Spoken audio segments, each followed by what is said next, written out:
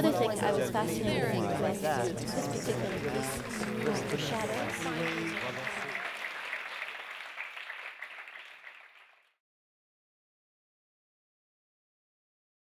So what's your journey like for just that sort of shifting from, I mean, very new work, so it's not like you've been dancing these roles for years and really can settle in, so it's still got that sort of brand new crackly feeling. Yeah. Well, I spent an awful lot of time with each of these gentlemen in the studio, an awful lot of time, detailing things, learning from their dancers, from themselves, and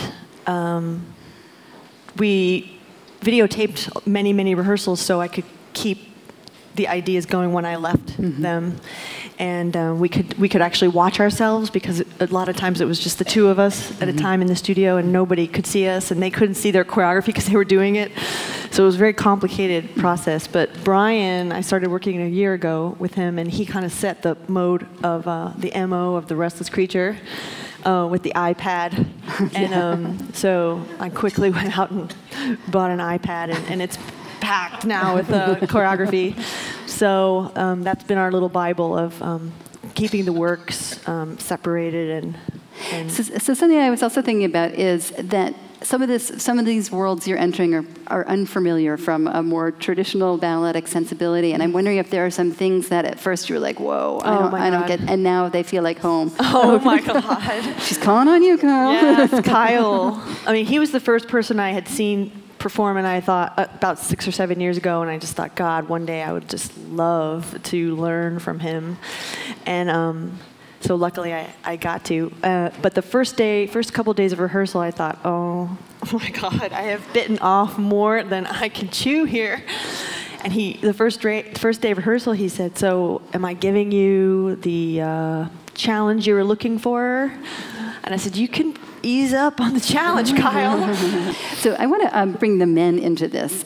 So Wendy's not really listening, so right now. So tell the truth to us. Were you nervous going into the studio for the first couple of rehearsals? You know, feeling like, okay, she has all this, and I'm doing something different.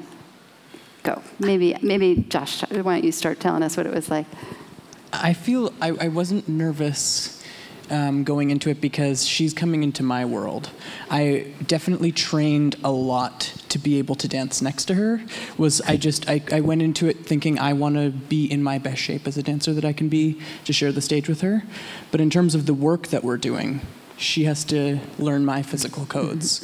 So I feel like it was very much a mutual meeting. It's like figuring out our balance. But she makes it pretty comfortable in the studio. She's just Wendy, so you know. So Alejandro, if you know her, you understand that. You're nodding. So. I was nervous. I didn't know Wendy. We didn't know each other at all. Well, I knew you, but I didn't know.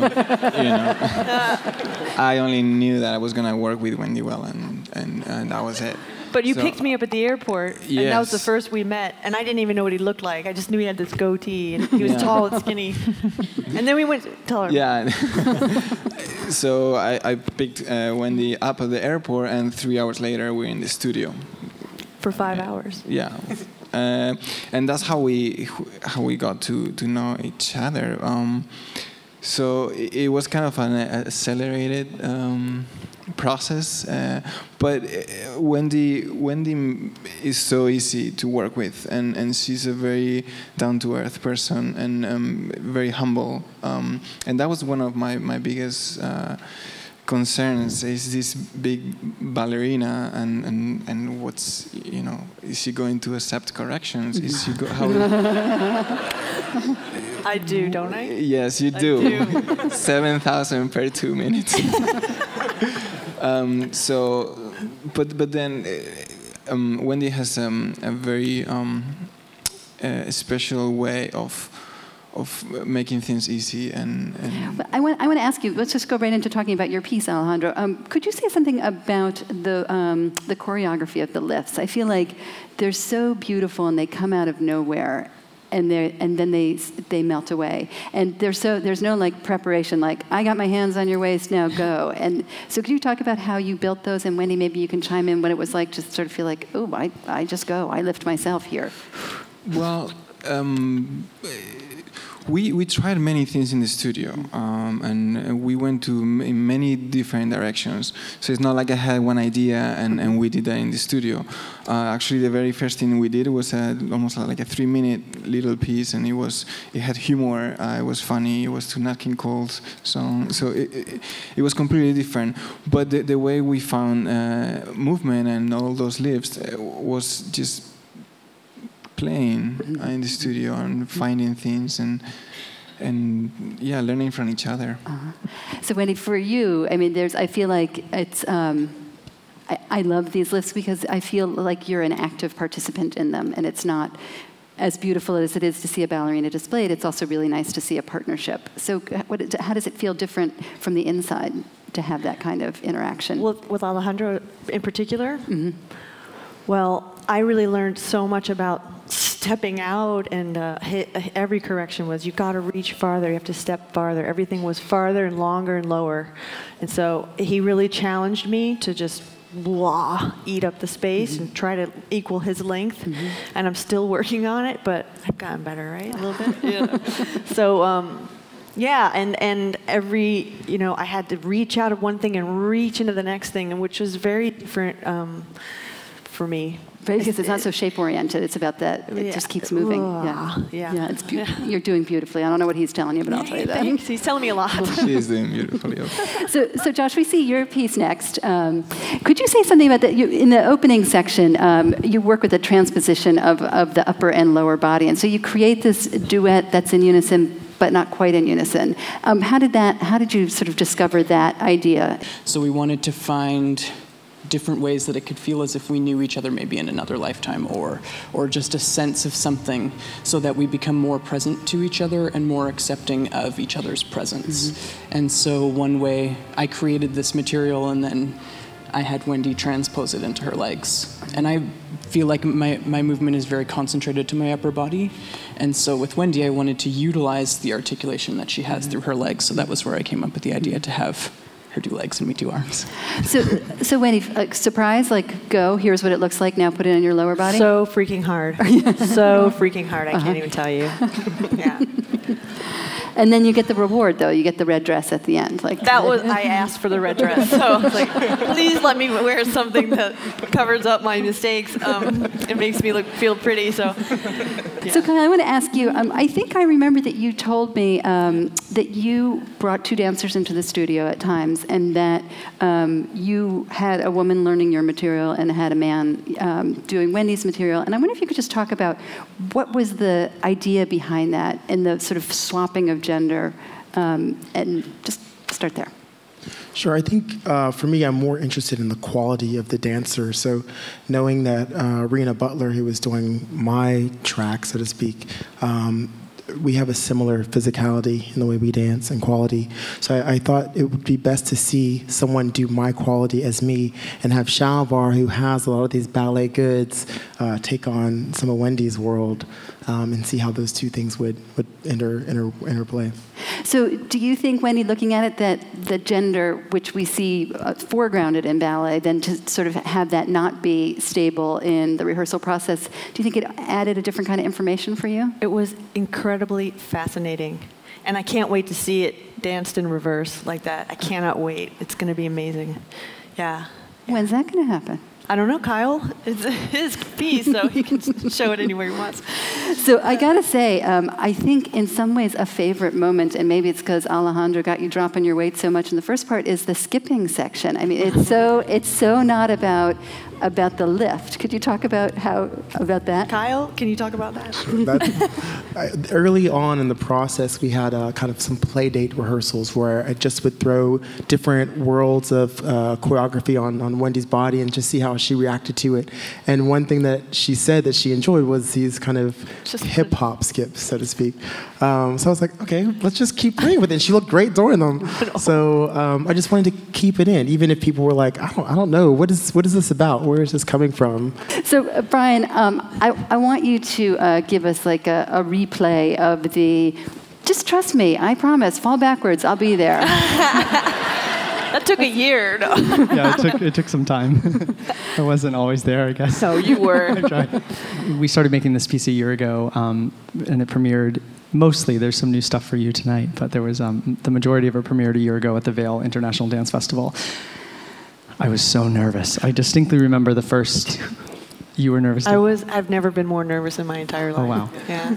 I remember walking in the studio and a little over-prepared with a lot of material, a lot of ideas, a lot of concepts, expecting, not knowing what to expect. And I remember 1 hour, we were at Joyce Soho in New York, right before we went to Colorado, and we were trying all these things, and I remember the moment where I looked at Wendy and I said, okay, I think this is where we have to explore. And she said, all right, that's what I like to do. And I remember it was the first time I touched Wendy Whelan onto her right shoulder. And she became very available for the process and my exploration. And I created the whole work with her in the studio. And we just started responding to each other and not trying to make each other who we were, but I realized we had...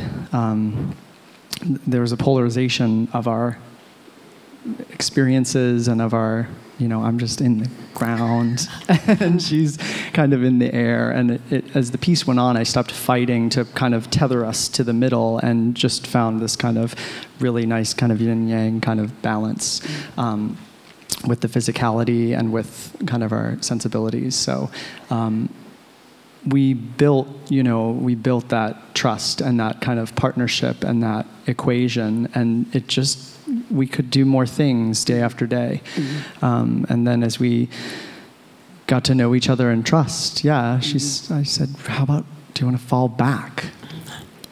And she does. I mean, it's really something to be underneath her, actually.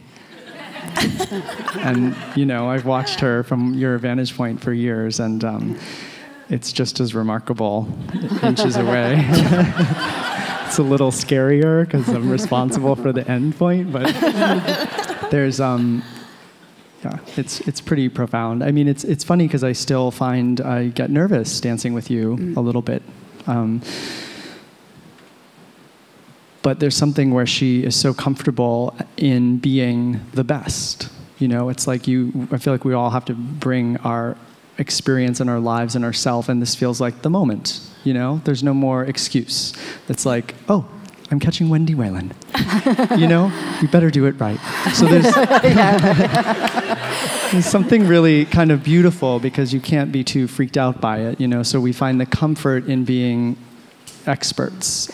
So this project has brought something really very professional and very, very beautiful to my life. So Wendy, it still does seem like, it's a big moment. It is every time I see it, it's very moving to me to see you just go. And I know that you have worked on this relationship and you trust each other, but still, do you have that moment of, here I go?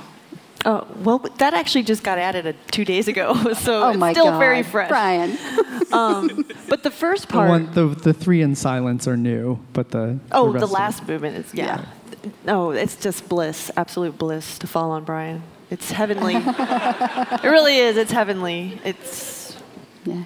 So the other thing I want to ask you about, actually, Wendy and Brian, you can chime in, but I'm thinking a lot about the opening section and the arms. And it's not like you can have it goes, pas de chat, pas de bourrée, pirouette, whatever. So it's arm movement and arm circle and arm movement. So could you talk a little bit about just learning that the very complicated, narrow range of movement that happens in the opening of this dance? That first dance especially cannot be done or explained unless you have 4 arms and 4 legs and 4 eyes and 2 brains, because it's 2 bodies working as one, and I couldn't dissect it for myself unless Brian is with me, and that's why I was so nervous when we very first did it, because we barely knew each other, but yet we were one body already, and now it's like, we've really, really, really connected, and it's absolutely amazing to do, but it's the strangest I've ever danced. It's the strangest thing I've ever done, I think, too. Yeah, really. Well, it's interesting. I was talking about it earlier today with a very dear friend, Bobby, who I think is out here, about the choreographing and making up movements and not knowing what they are unless I'm doing them with Wendy. So I was trying to track. I got very nervous on opening night, so before I came on, I was trying to track through my sequence, and I couldn't do it. I couldn't do it. And it's something we made over a year ago, and I found that fascinating that I was back there. The stage manager saw me because I had to grab my iPad and look at the video because I started really psyching myself out. Like I was like, you don't know your first 3 moves. This is crazy. Ella is going to kill you. And I looked at it, and it was too confusing to my eye to even comprehend. And I just said, you've been doing this for a year. It's in there somewhere. But I really didn't know what happened. And then I got out, and I started, and Wendy brushes my arm, and it grabs her elbow, and it comes around, and she pushes me. And I was like, oh. Oh, yeah. So it's I'm trying to figure out what the brain and body are doing. It's very fascinating. Well, I mean, it seems like you have just talked about what a duet is, right? Like it doesn't work to just know your arm part. I wanted to ask another question. That it seems like something that happens in certain spaces throughout these dances is that we see you dancing in silence. And coming from New York City Ballet, where music is sort of the driving force, that Alejandro, maybe you could talk about it. Just say something about that you have that section where we see you unadorned, and it's just, it feels like it pops in a whole other way. And if you could just talk about your musical choice there. Well, to me, that silence, that little silence in my piece is another little section on itself. For me, the reason why I chose silence there is because it made the most sense between those 2 pieces of music, and that's as simple as that. It just made sense for me. So Wendy, how is it for you? I mean, you have that in Alejandro's. You start Brian's piece in silence. I mean, does it feel exposed? Yeah, but that's why I'm doing this. Yeah, I'm actually, the whole point of why I was doing this was to really put myself out there and like bare bones and clean and open and raw. That's what I wanted to do, so. Excellent. Let me take a couple of your questions or comments, and I'm going to repeat them so everybody can hear. Yes. So this is an observation that one of the things that is striking is that you're not wearing point shoes in any of these, that your feet are bare, or you're wearing socks, or you're wearing flat slippers. And what is that experience like, and is that a whole other kind of freeing? I really literally took my shoes off for the first time, I think, December 27th, just like not that long ago. So it was my New Year's resolution. And I remember saying something, and Stephen Petronio said, well, was it terrifying or was it liberating? And I said, it was liberating. And he was like, yes. I was scared for many years to dance barefoot. I just didn't want to cut my feet. I didn't want to hurt the bones in my feet, and I didn't trust that I could grip well. And when I started to feel the floor, Risa Steinberg, a professor at Juilliard, had been rehearsing with Brian and I, and she said, take the shoes off. You're never going to feel a weight until you can take your shoes off. So I did, and she was right. I could just grab the floor with my feet, and I realized my feet were so strong from the point shoes that I could do. Didn't need to be afraid. So I really enjoyed it, and more and more walking around barefoot, a little less fear.